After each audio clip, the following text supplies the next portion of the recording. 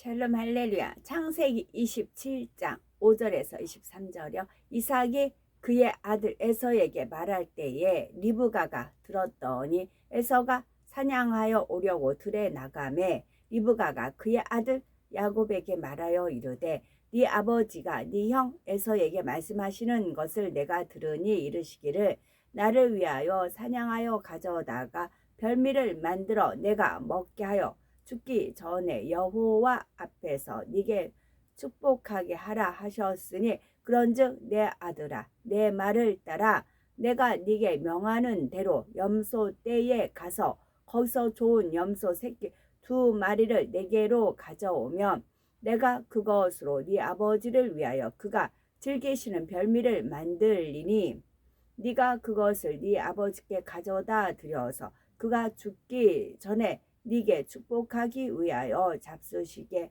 하라. 야곱이 그 어머니 리브가에게 이르되 내 형 에서는 털이 많은 사람이요 나는 매끈매끈한 사람인즉 아버지께서 나를 만지실진데 내가 아버지의 눈에 속이는 자로 보일지라. 복은 고사하고 저주를 받을까 하나이다. 어머니가 그에게 이르되 내 아들아 너의 저주는 내게로 돌리리니 내 말만 따르고 가서 가져오라.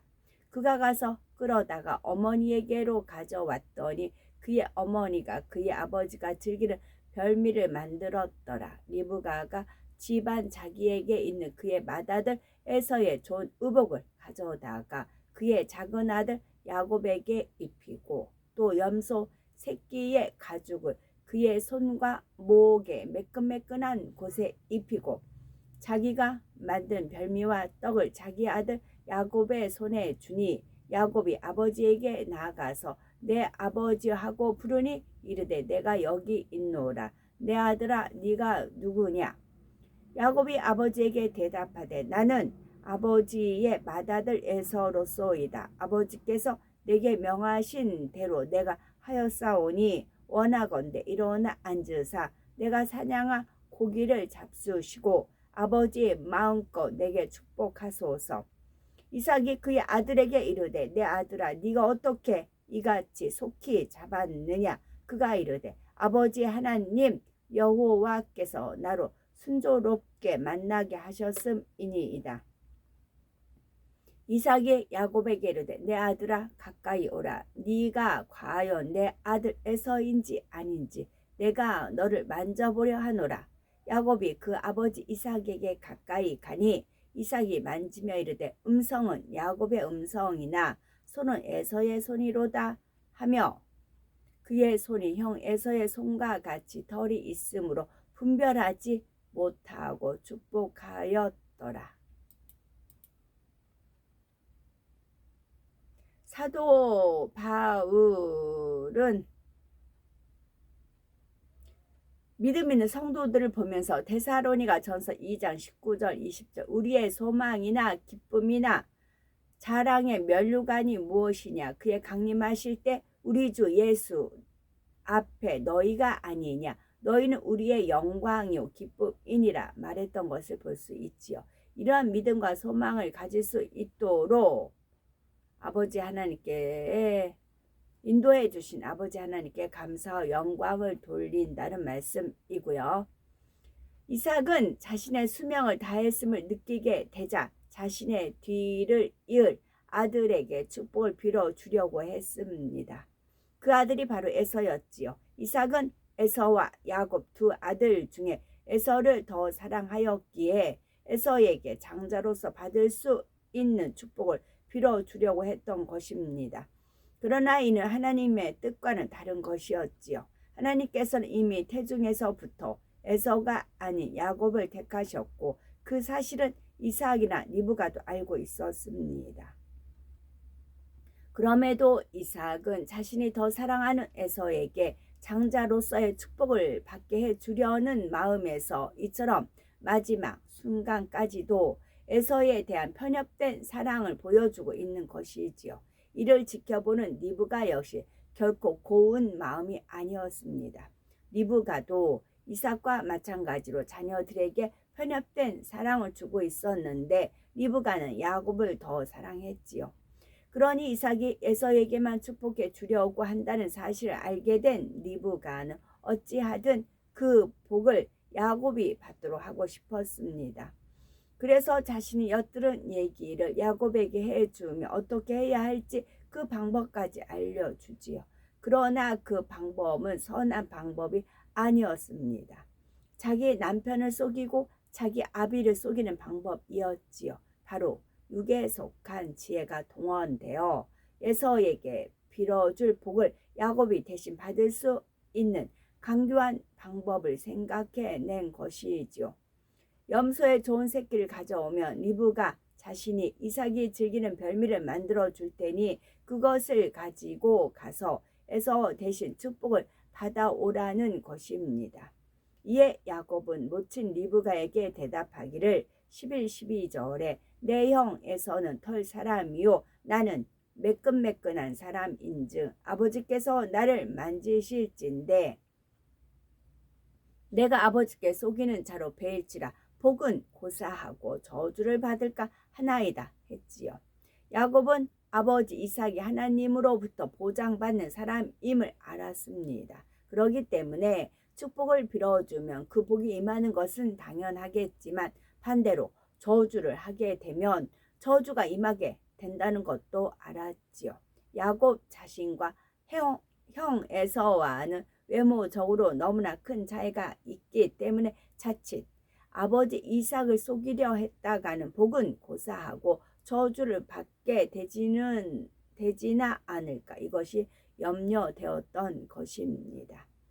이는 곧 야곱의 속마음에서는 어머니 리브가의 제안을 받아들이고 싶은데 그렇다고 그 제안을 선뜻 받아들이지 못하는 이유가 혹여나 아버지 이삭에게 들통이 나지는 않을까, 이것이 염려되기 때문임을 알 수가 있지요. 즉 야곱은 지금 어머니 리브가의 제안이 진리에 합당하지 않기 때문에 그 제안을 받아들이지 않는 것이 아니라 이삭이 알아차렸을 때 오게 될 저주가 두렵기 때문이라는 말이지요. 진정 야곱이 진리의 사람이라 선과 정도를 쫓는 사람이었다면 아무리 어머니 리브가가 자신을 위해 이러한 제안을 해왔다 할지라도 단호히 거절을 했어야 하지요. 아버지를 속이는 일이요 또 자기 어머니는 남편을 속이는 일이니 당연히 거절했어야 하는데 야곱 역시 에서에게 돌아갈 장자의 축복을 자신이 받고자 하는 욕심이 있었기에 어머니 리브가의 제안을 거절하지 못했습니다.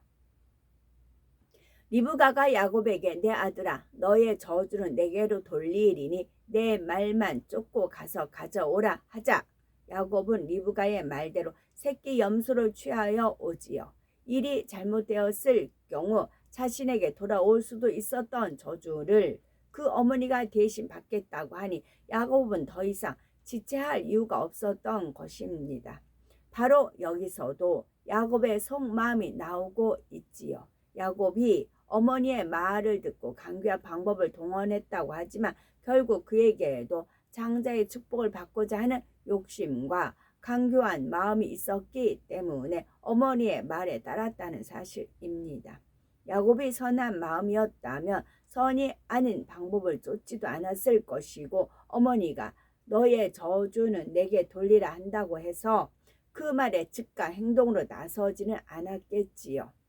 그런데 리브가 역시 자신이 원하는 대로 야곱에게 축복이 돌아가게 하려는 마음에서 너무나 쉽게 입술에 말을 내었던 것을 봅니다. 잠언 18장 21절에 죽고 사는 것이 혀의 권세에 달렸나니 혀를 쓰기 좋아하는 자는 그 열매를 먹으리라는 말씀처럼 말 한마디가 생각지 못한 열매로 돌아올 수 있기에 입술의 말이라 해서 결코 쉽게 내어서는 안 되지요. 리브가는 이렇게 쉽게 낸 말 한마디로 인해 남은 여생을 마음에 고통을 받으며 살아가야 했습니다. 결국 그처럼 사랑하던 아들을 멀리 떠나 보내야 했고 아들이 타지에서 20년간이나 고생하는 것을 생각하며 리브가의 마음이 얼마나 아팠겠습니까? 더구나 에서가 야곱을 원수처럼 여기면서 그를 죽이려 한다는 것을 아는 리브가로서는 하루도 편할 날이 없었던 것입니다. 그러니 자기의 육신의 생각을 동원한 결과 이처럼 가족의 화평이 깨어지고 헤어져 살아야 하는 상황을 맞으면서 리브가는 자신의 말로 인한 열매를 먹게 된 것이지요. 사람이 연단을 받게 되면 자연히 마음의 고통이 따르게 됩니다. 이는 연단을 받아보신 분들은 누구나 체험해 보셨겠지요. 어차피 연단은 자신을 발견하고 변화되어 영으로 들어오기 위해 필요한 과정인데, 이렇게 마음의 고통이 따르는 연단을 받으면서 사람은 자기 육신의 생각이 깨어지고 사람의 생각과 방법이 헛된 것임을 깨닫게 되지요. 사람이 하나님의 뜻과 방법을 쫓지 않고 사람의 생각과 방법을 쫓았을 때는 반드시 연단이 따르게 된다는 사실을 명심해야 됩니다. 야곱 역시 결국에는 변화되어 하나님 앞에 쓰임받을 중심이었지만 아직 그에게는 깨어지고 변화되어야 할 분야가 많기에 이처럼 자기 욕심 가운데 연단의 길을 자초해 가는 것을 볼 수가 있습니다. 야곱이 이렇게 강교한 방법을 썼음에도 결국은 자신이 목적한 바를 이루게 됩니다. 그리고 이삭이 그에게 축복을 빌어준 대로 야곱은 결국 장자의 명분을 잊게 되지요. 그렇다면 야곱은 이처럼 강교한 방법을 썼음에도 왜 하나님께서는 그가 이삭을 통해 장자의 축복권을 받도록 허락하신 것일까요? 비록 야곱이 강교한 방법을 쓰기는 했으나 이는 악한 자가 괴계를 쓰는 것과는 다르다는 사실입니다. 예를 들어 다윗의 아들 압살롬은 아버지의 왕위를 빼앗기 위해 치밀하면서도 강교한 방법을 썼지요. 백성들의 마음을 자기 편으로 돌리고 자기 세력을 구축하여 마침내 다윗을 몰아내고 성을 차지한 것입니다. 그러나 압살롬이 그처럼 치밀하게 준비했다 해도 하나님께서는 여전히 다윗 왕의 편이셨지요.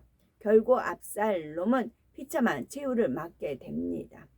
이때 유대 사람들이 보기에는 압살롬이 쾌계를 부린 것이나 야곱이 강교한 방법을 쓴 것이 비슷하게 보일지 몰라도 중심을 보시는 하나님 편에서는 근본이 전혀 다르다는 사실입니다.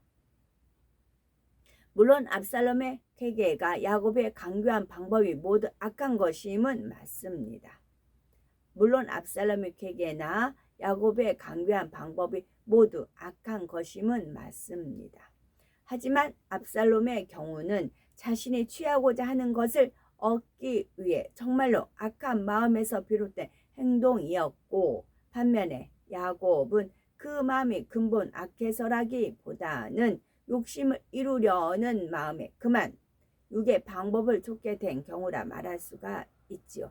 그러나 이것도 근본적으로는 강교한 속성의 마음에서 비롯된 것이었기에 이런 마음으로는 하나님 앞에 쓰임받을 수가 없었습니다.